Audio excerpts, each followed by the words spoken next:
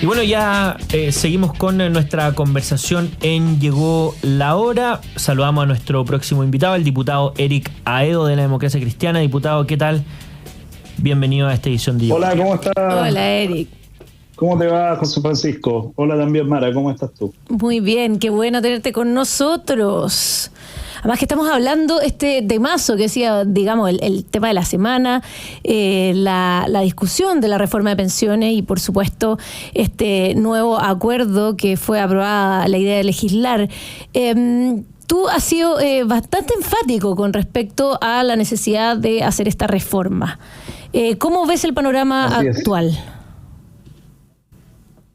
Mira, bueno, esta reforma, Mara, José Francisco, se aprobó en la Comisión de Trabajo. Estamos discutiendo a partir de hoy día. Yo acabo de salir de la Comisión de Hacienda para conversar con ustedes. Se ha dado muy buen diálogo, yo quiero decirlo.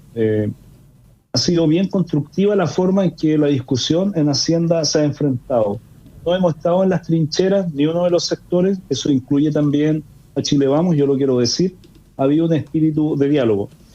Obviamente que hay diferencias, pero yo, Mara, si tú me lo permites, y José Francisco, decirlo con mucha claridad.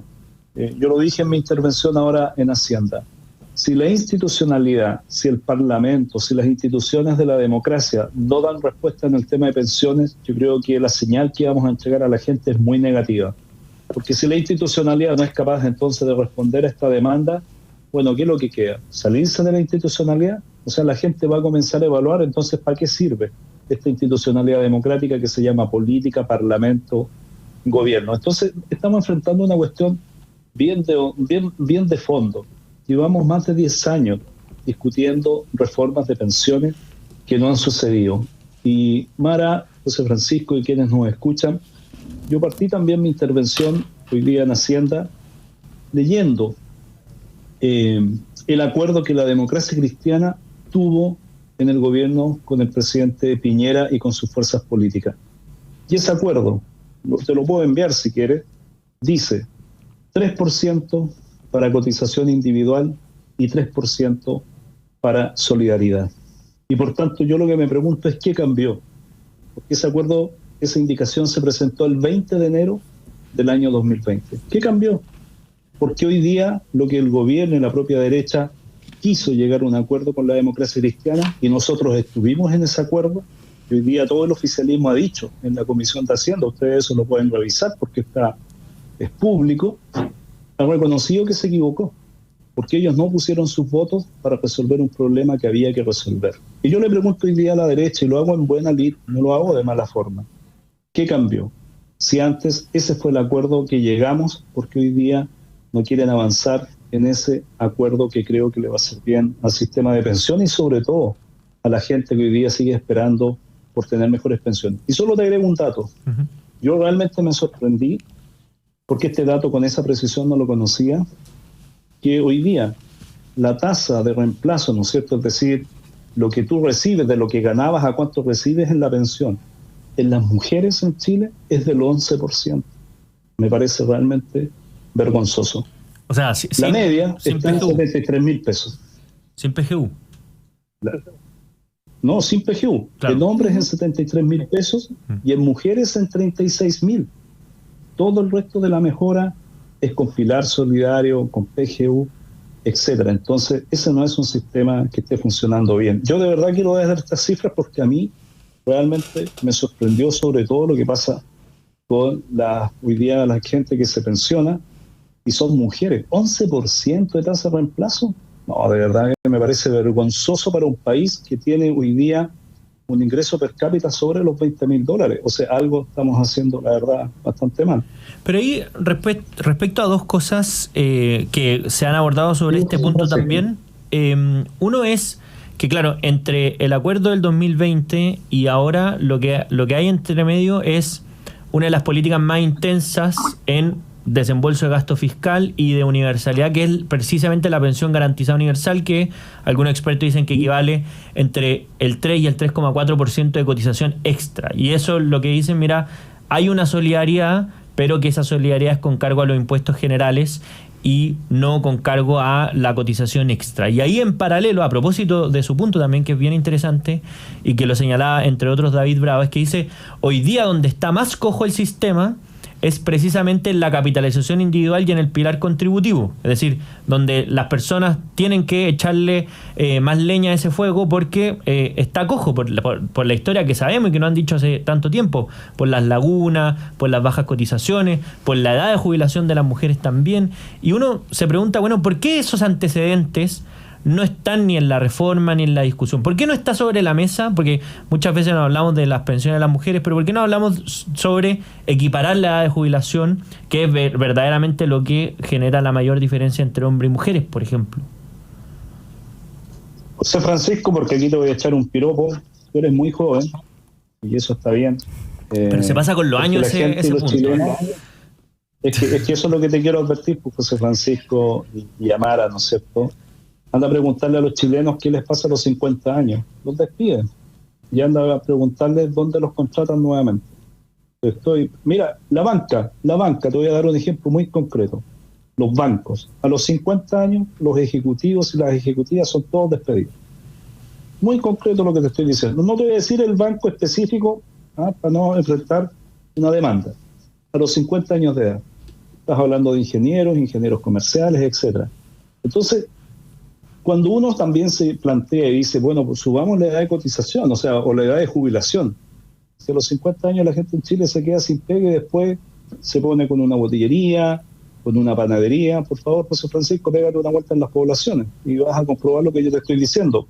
Se compra un taxi, empieza con el Uber, porque no hay empleo. Entonces no es tan fácil llegar y decir, subimos la edad, ¿no es cierto?, de jubilación, porque bueno, la gente va a cotizar más tiempo y obviamente entonces va a tener más dinero. Estas cosas tienen que caminar de la mano y tenemos un problema importante desde el punto de vista, ¿no es cierto?, de la empleabilidad sobre los mayores de 50 años en hombres y mujeres, José Francisco y Mara. Ese es un elemento. Segundo elemento, José Francisco, súper bien la PGU y lo conversamos hoy día con los diputados de derecha que estaban ahí todos sentados. Y lo dijo Marcel muy claramente, la PGU, para llegar a los 250.000 pesos, y llegar al 90% de la población y llegar después a la universalidad, se necesita a la universalidad, es decir, que todos los que coticemos podamos, ¿no es cierto?, recibir la PGU. Si tenemos hoy día una pensión menor a 1.048.000 pesos, si queremos llegar al 100% de las personas que tengan hoy día 1.048.000 pesos de ahí para abajo como pensión, necesitamos $5.000 millones adicionales.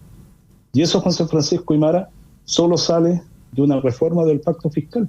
No hay otra forma, a no ser que nos pongamos a imprimir billetes como locos, como se hizo en el pasado, y generemos, ¿no es cierto?, una crisis inflacionaria. Entonces, ahí hay otro elemento, pues, José Francisco. Tiene que caminar la reforma de pensiones con un pacto fiscal. $5.000 millones adicionales necesitamos para llegar con la PGU a 250.000 pesos a toda la población que hoy día, en pesos de hoy día, reciba menos de 1.048.000 pesos. Entonces ese también es un desafío, lo acabamos de conversar en Hacienda.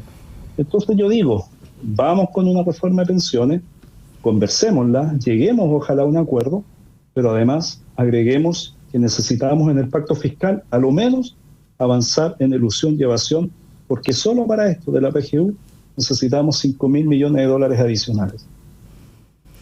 Desde esa misma perspectiva, pensando en el aumento del 3% que va a solidaridad, ¿esto implica que los trabajadores formales son los que terminan haciéndose cargo de esta supuesta solidaridad en vez de todos los chilenos a través de la tributación general? ¿Por qué crees tú que hay que ponerle esa carga a los trabajadores formales cuando efectivamente eso ni siquiera refleja quienes tienen mayores ingresos? Finalmente le estamos poniendo, pongámosle desde esa perspectiva, un impuesto adicional al trabajo. Porque, Mara, esto no es solo para los formales, y tú con tu 3% de solidaridad no ayudas a los informales. Te vamos a ayudar a ti, Mara. Tú hoy día no tienes asegurado, Mara y José Francisco, 40 años de empleo continuo. No los tienes asegurados. Eso en el Chile de hoy no existe. Lo que vivieron tus abuelos o tus bisabuelos, o tus tatarabuelos que entraron a trabajar en una empresa y estuvieron ahí 30, 40 años hasta que se jubilaron, ese Chile hoy día no existe. Probablemente los únicos profesionales en este país hoy día que tienen esa continuidad laboral asegurada de alguna forma es si fuiste médico, pero el resto va a tener lagunas. Entonces esa solidaridad ayuda también a tus propias lagunas, a cuando lo pasaste mal, cuando no tuviste empleo, y eso también te va a impactar en el futuro. Eso también lo acabamos de conversar en Hacienda. Entonces aquí hay harto mito o mucha imagen que no se condice con la realidad. La solidaridad obviamente que ayuda al que menos tiene, pero en este mundo de hoy día a veces uno tiene menos porque tuvo esas lagunas previsionales, porque no tuvo empleo en un minuto, y por tanto eso también te puede ayudar en el futuro. Y ahí, a propósito de cómo ha cambiado estos guarismos entre si es un 4% o un 3% a capitalización individual, 3% a un sistema de reparto, el gobierno ha dicho que cambió su posición y se dio a propósito y le ha hecho hartos guiños a la democracia cristiana y al centro político, y ha dicho, bueno, volvemos o estamos cediendo de nuestra posición original, que básicamente la cambiaron después del plebiscito del 17 de diciembre. Y por tanto vuelve a la idea que circulaba anteriormente, que era este 3-3. ¿Cómo se ve la discusión misma por parte del oficialismo, estos guiños que se hacen al centro político, y qué es lo que probablemente pase en esta tramitación, que además probablemente por lógica electoral tiene que darse lo antes posible? Yo lo que veo, José Francisco y Mara, es que se habló tanto, ¿no es cierto?, el año pasado, el 2023, hacia el gobierno, de que otra cosa es con guitarra. No sé si se acuerdan ustedes de esa discusión. Sí, por supuesto. Otra cosa es con guitarra, le decían al gobierno. Bueno, el gobierno y el oficialismo han tenido que aprender que otra cosa es con guitarra. Que yo puedo tener ideas, mi idea fija, como yo sueño que sean las cosas, pero esto es la realidad. Y en la realidad es que si yo quiero aprobar una reforma de pensiones, necesito buscar acuerdos políticos. Fíjate, a mí me decían Mara y José Francisco, incluso gente de derecha, que la democracia cristiana había llegado a este acuerdo con el gobierno porque teníamos un interés electoral, de un pacto electoral. Y yo entré hoy día al comité de la UDI, a su comedor, digamos, y les comenté a varios UDI que estaban ahí, les dije, mira, y les mostré el acuerdo que nosotros habíamos tenido con el gobierno de Piñera. Nosotros llegamos a un acuerdo con el gobierno de Piñera el año 2020 porque nos parecía que era justo, que era necesario mejorar las pensiones. Y no teníamos ni un acuerdo electoral con la derecha. Y eso hoy día se lo volví a decir con mucha claridad. Nosotros no estamos llegando a un acuerdo por un interés electoral.